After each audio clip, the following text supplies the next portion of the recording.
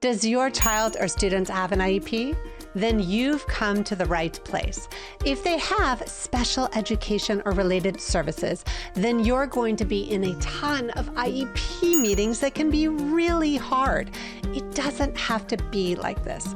So in this video, I'm going to tell you what to stop doing at your IEP meetings so you can start getting the best help for your child or student without stress.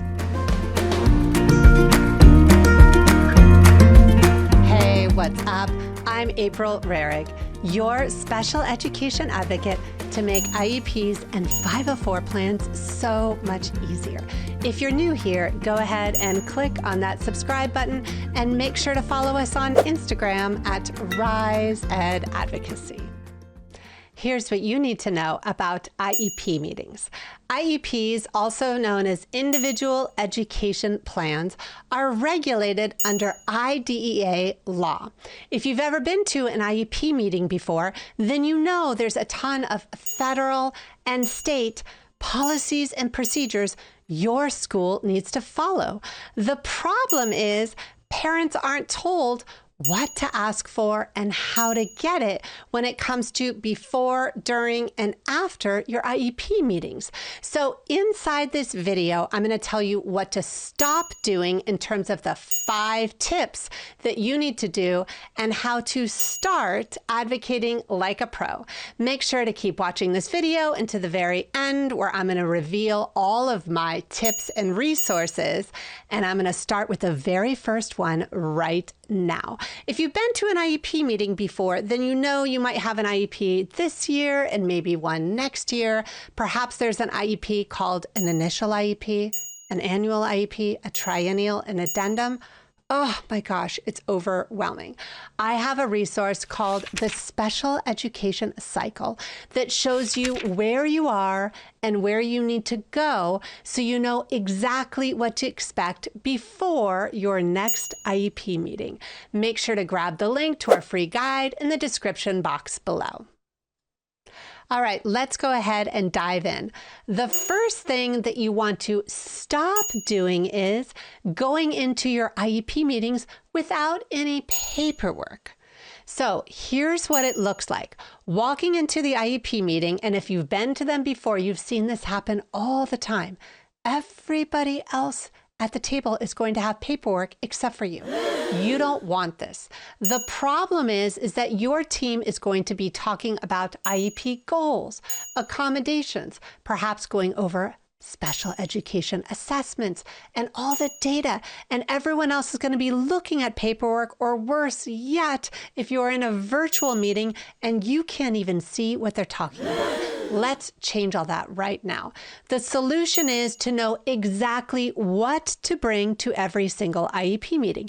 To make your journey easier, I've got a meeting day checklist that lays out the 5 things that you need to bring to every single IEP meeting in order to get drafts. And pro tip, yes, you can get drafts in order to bring data. Bring a copy of the meeting notice, a last copy of your child's IEP. Oh my goodness, the list is endless, and I make it so easy by only having you bring 5 things with you. Make sure to grab it in the link in the description box below for our free guide and checklist. So now you know the first thing to stop doing has to do with going into your IEP meeting without any paperwork. Let's talk about the second thing you need to stop doing. The second thing has to do with communicating with your team only verbally. What does this look like?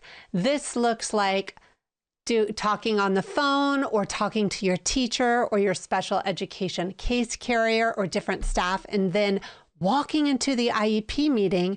And here's the problem. The problem is that what's talked about and what's on the IEP is not the same thing.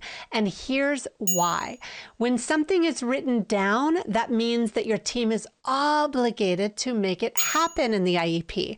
But if it's talked about, and if it's talked about on the phone, or if you talk about it with your teacher, it has nothing to do with what is on the IEP. So pro tip, Everything you want to have happen needs to be on the IEP, including your parent input. More about this in just a minute. So let's say you have an IEP meeting coming up and you get what's called an IEP meeting notice. Did you know that you can respond to the IEP meeting notice? Yep. And did you know, pro tip, that you can also request for a meeting, including what you want the team to talk about, who you want at the meeting, what type of meeting, proposed goals. Oh my goodness, it is amazing. So I've got a fillable template called the IEP Meeting Request Template. Make sure to check it in the link in the description box below. And it walks you through exactly what to put into writing in order to request a meeting or respond to an IEP meeting notice. It gives you everything that you need so you don't have to stress and you can stop having all these endless phone calls and drop-ins and nothing gets written on the IEP. Let's change that right now. Make sure to check in the link in the description box below for our fillable template. All right, so now it's time to talk about the third thing that you need to stop doing. And this is something that I see families do all the time, especially if they disagree with the IEP or what's happening with your child. And that has to do with refusing to respond, giving parental consent to an IEP, or saying, you know what, I'm just not going to go ahead and sign the IEP. Here is what it looks like. It looks like the initial IEP happens and they're like, you know what? Your child does not qualify for the IEP. And you're like, oh, this is terrible. I do not agree. I'm just not going to sign the IEP.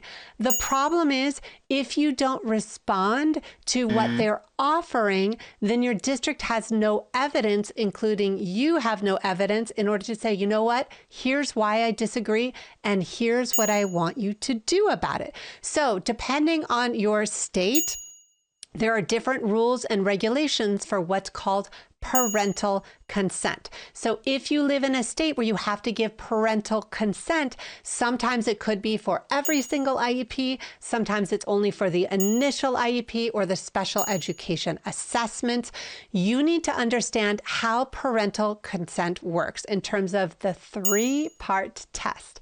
So make sure to grab it in the link in the description box below. I've got a free guide called the Parental Consent Guide that walks you through those 3 steps. So if parental consent is an issue, you understand what you are consenting for and what consent truly means. Now, here's another pro tip that your school is not going to tell you.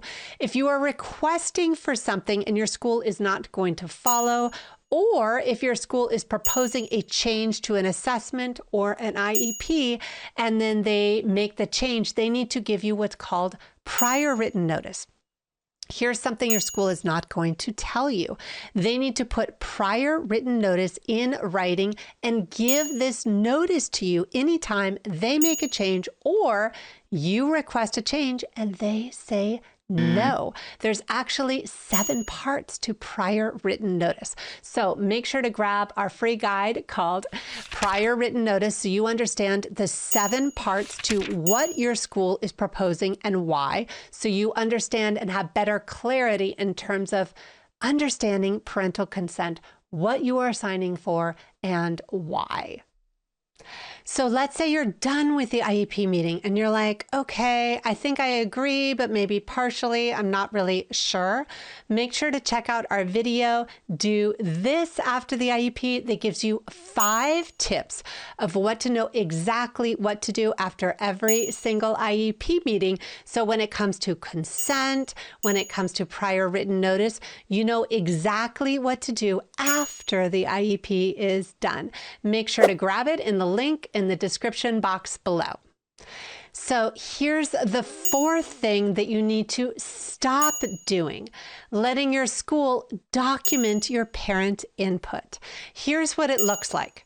You're at the IEP meeting and the school asks you, okay, what are your concerns? What do you want to talk about? And you're like, well, I'm concerned about this, or, oh, okay, I'm thinking about and then they write it down for you. Here's what happens. Pro tip. If you say your concerns, they're going to write down what they think you're saying, or they're going to summarize what you're talking about, or worse yet, I've seen this happen so many times. They say, oh, the parent doesn't even have any concerns. You don't want this. You want to talk about what you're concerned about. You want to get it documented, and you want to get it added into the IEP. So if you sit at an IEP meeting and you're like, can we talk about this? I'd like to make some changes. I disagree with this. This is what I want.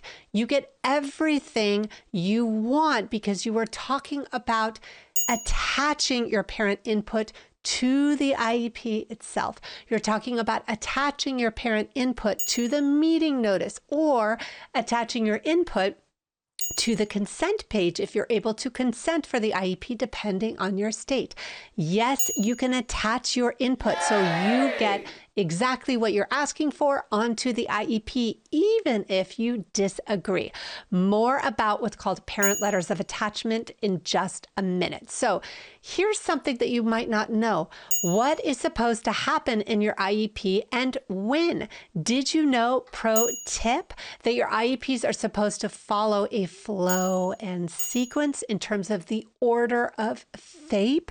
Make sure to check out our video, What Happens in an IEP, and the 4 parts that you need to know about in terms of the IEP meeting itself in the flow and sequence, so you know what to expect at the meeting and you know exactly how to advocate.